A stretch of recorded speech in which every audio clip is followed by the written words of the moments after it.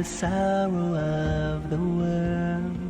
It seems like everybody's lost and scared, trying to make sense of it all.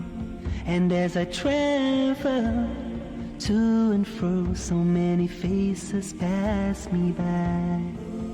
I see lonely hearts living lonely lives. Avant d'entamer la présentation, j'aurais aimé vraiment remercier le CESAG pour tous les efforts qui sont en train d'être pris pour vraiment le développement de la finance islamique. Également, je remercie M.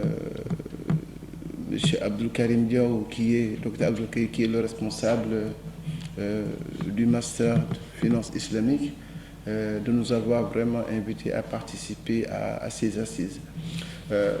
Nous allons assez rapidement essayer de visiter le potentiel des institutions financières islamiques à but non lucratif pour la réalisation de l'inclusion financière dans l'espace UEMOA. Aujourd'hui, ce qu'il faut noter, c'est qu'à l'instance des institutions financières à but lucratif, à savoir les banques, les institutions de microfinance, les compagnies d'assurance, les sociétés de gestion qui ont quand même cet objectif de se développer et de faire du business et de l'argent. Il y a d'autres institutions qui aujourd'hui vraiment n'ont pas le même objectif, qui sont des institutions à but non lucratif. Et nous allons essayer de visiter vraiment ce que peuvent faire vraiment ces institutions. En termes d'outils concernant ces institutions, la finance islamique a des outils, et les outils qui sont utilisés par les institutions financières à but non lucratif sont au nombre de 4. Nous avons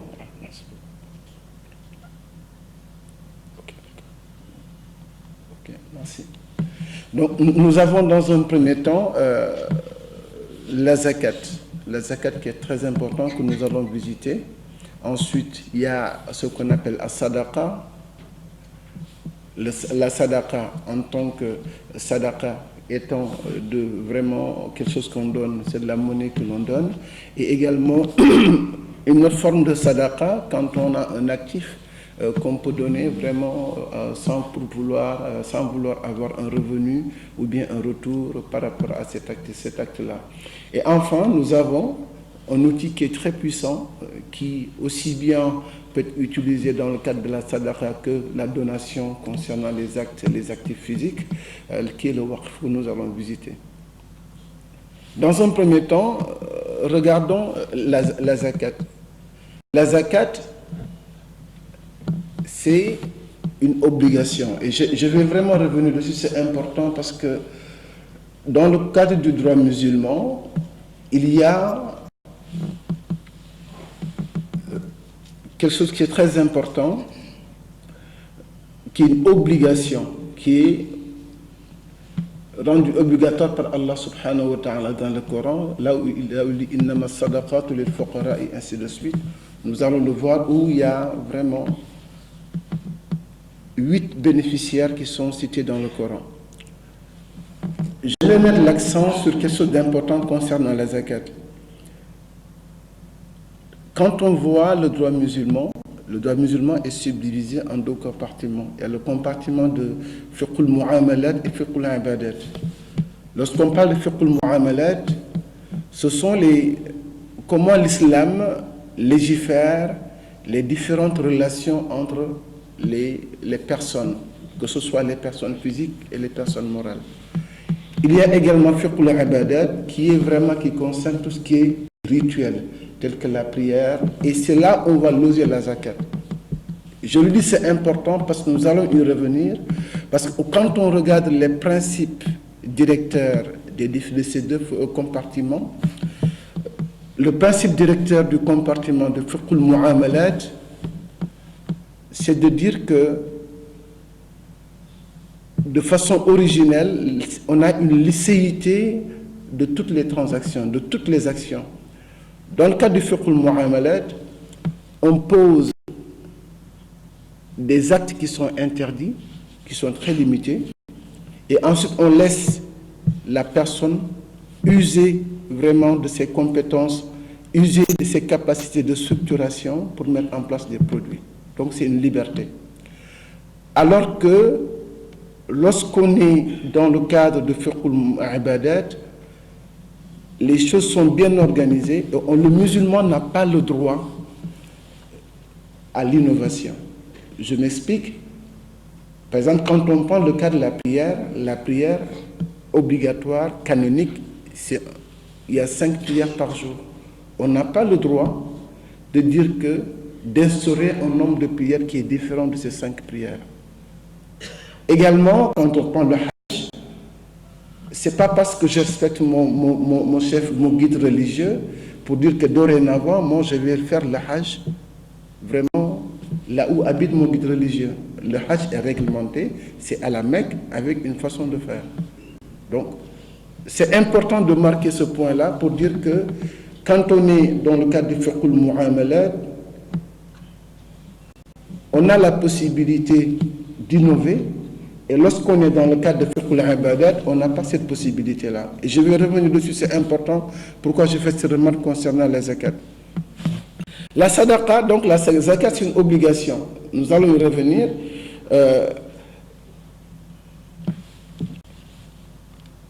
Voilà. Le statut de la zakat,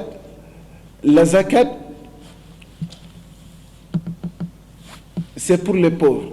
Voilà, ce sont les 8 personnes qui sont vraiment citées dans le Coran. Innama sadaqatu lil fuqara'i wal masakin wal 'amilina 'alayha wal mu'allafati qulubuhum wa fi riqabi jusqu'à la fin des 8 personnes. Ce sont les 8 personnes qui sont énumérées dans le Coran étant les bénéficiaires de la zakat. Donc, étant donné que la zakat, on la loge dans le cadre du fiqhul ibadat, ça donne une limitation vraiment de l'innovation par rapport à la zakat pour voir qui normalement doit bénéficier de la zakat.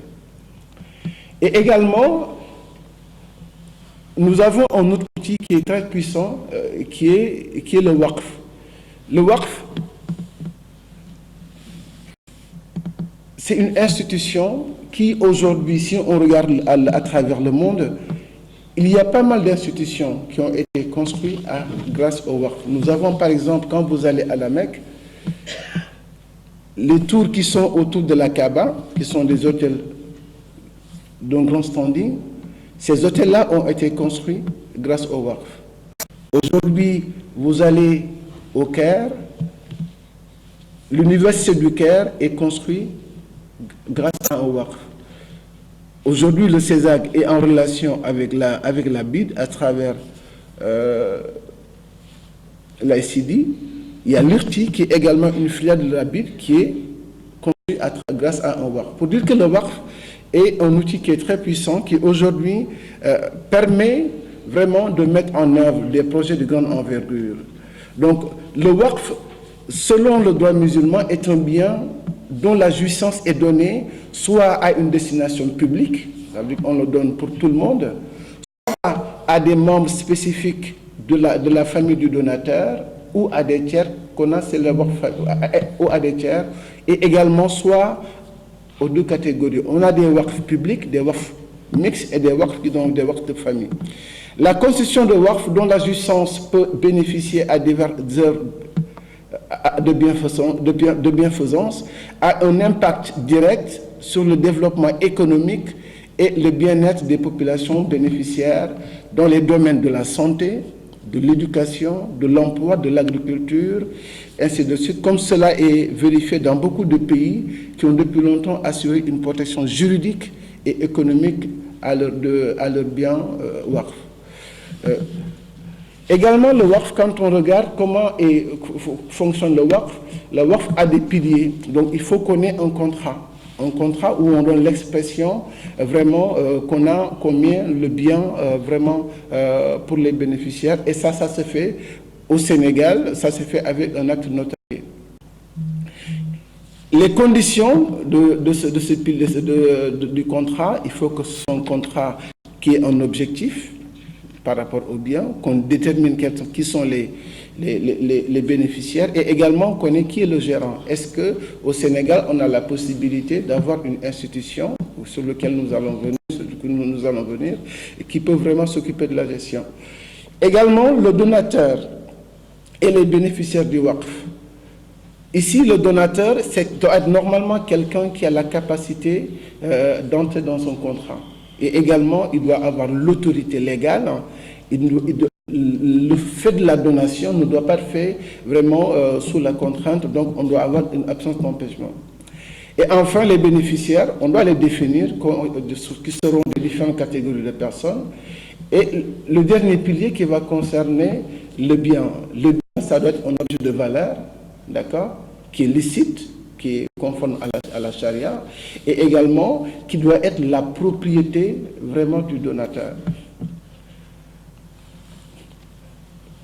Donc, une autre classification, donc nous avons des waqf qui sont des waqf fil khair, donc c'est pour des actions philanthropiques générales ou spécifiques, telles que les hôpitaux, les écoles et les orphelinats.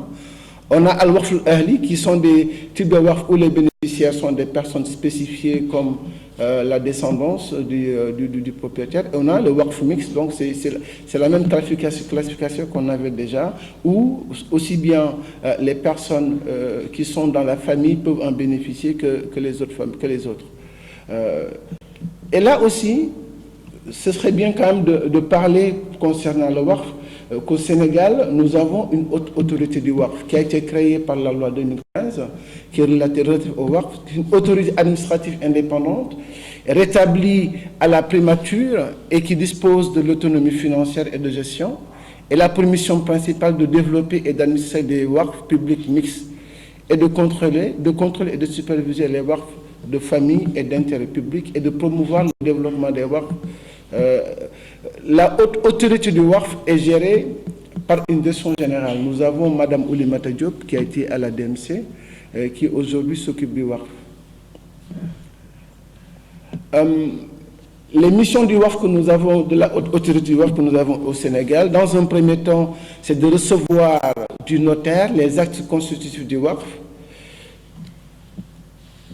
ainsi que tout autre document y afférent, tenir un registre dans lequel sont inscrits les biens constitutifs du waqf, administrer les waqf publics, assurer le contrôle de la haute autorité du waqf sur les waqf de famille et les waqf d'intérêt public, veiller à utiliser le waqf selon les souhaits vraiment des propriétaires, s'assurer de l'inscription des livres fonciers, de tout bien immeuble constitué en waqf, élaborer des programmes pluriannuels d'action et d'investissement des waqf publics, préparer le budget de la haute autorité et enfin préparer le budget des waqf publics et l'exécution après approbation. Je vais aller sur une partie qui, pour moi, est la partie la plus importante. Ça concerne vraiment le système que nous avons dans le cadre des institutions financières à but non lucratif. Donc, dans un premier temps, ce qu'il faut savoir, c'est que nous avons des donateurs. Donc, comme c'est à but non lucratif, ce sont des personnes qui vont donner, que ce soit de l'argent ou bien des actifs. On peut même avoir le fait d'assister, de faire de l'assistance à une institution peut être considéré comme un waqf. Ce qui est important de dire à ce niveau-là, c'est qu'il y a une classification. Les donations, que ce soit des donations de biens physiques ou bien des donations monétaires ou bien des donations concernant une assistance, ne sont pas obligatoires. Ce sont des actes surrogatoires. Alors que il y a une donation qui est obligatoire, qui est la zakat. La zakat, surtout zakatul mal, la zakat sur la richesse. Le principe qui est le soubassement de la zakat, c'est que quand on regarde les principes éthiques de la finance islamique, le deuxième principe, c'est l'autorisation et la liberté d'entreprendre. L'islam encourage l'activité économique et l'islam bannit la thésaurisation. Donc, La zakat, c'est quoi? Étant donné que l'islam recommande aux musulmans qui a des biens d'avoir une activité qui pourra vraiment profiter à la communauté, l'islam recommande vraiment l'investissement. L'islam recommande de créer vraiment des opportunités qui vont bénéficier à toute la communauté. Mais si toutefois le musulman se dit qu'il ne va pas aller vers cet investissement-là, va thésauriser, Allah subhanahu wa ta'ala lui dit, c'est pas grave, tu peux thésauriser, mais par contre, sache que tu vas être fiscalisé. En réalité, la zakat, c'est de la fiscalité religieuse. La personne qui a des biens, qui va investir, au niveau de la zakat, tout le monde, elle est exonérée vraiment de la zakat, parce qu'on a investi. Mais si on thésaurise, systématiquement, il y a un taux de 2,5% qui va être vraiment, qui va affecter tous les biens qui ont atteint un certain seuil, qui est ce qu'on appelle un nisab. Donc c'est une obligation. Et je reviens sur ce que je disais à l'entame de mes propos, du fait que la zakat est une obligation dans le cadre du fiqhul ibadat. L'innovation est très limitée dans le cadre du fiqhul ibadat. Donc, lorsqu'on voit le schéma, nous avons, dans un premier temps, quand on voit, on voit que au niveau des institutions financières, les banques, les institutions de microfinance, les banques concernant l'inclusion financière, pour avoir un compte bancaire ou bien pour bénéficier d'un financement d'une banque, quand même, il faut avoir un certain revenu. La banque va vraiment analyser la situation financière du client. Nous avons également les institutions financières qui jouent un rôle important, qui prennent beaucoup plus de risques, qui sont moins regardants vraiment sur les revenus que peut avoir vraiment le client.